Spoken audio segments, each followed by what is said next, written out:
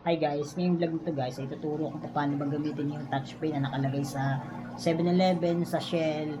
Yun, dito sa video na to guys, ituturo ko step by step. Ngayon, ang gagawin nyo na lang, susundan nyo na lang. At itong video na to guys ay para dun sa mga bagong Grab rider ngayon na bagong hire na di pa alam kung saan magka-cash in, alam kung magbusan mo kayo ng top up, yun.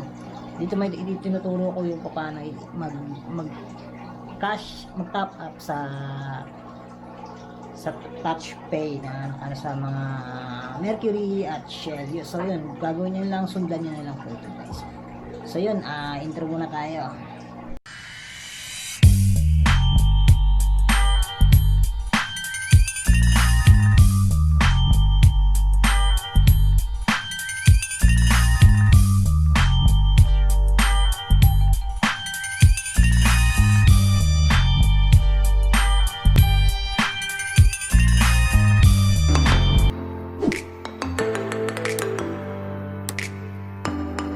Gagawin niya gaano kayo ng cash dito, tapos itong money, tapos yes, then wait nyo lang, tapos yan,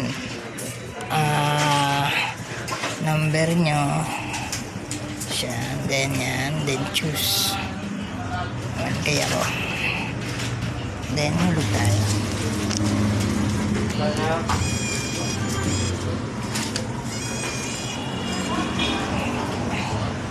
Tapos pinutin nyo to pay.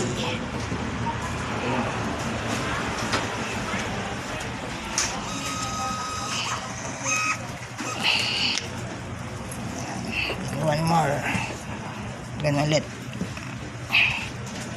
Grab Express. Yes. Tapos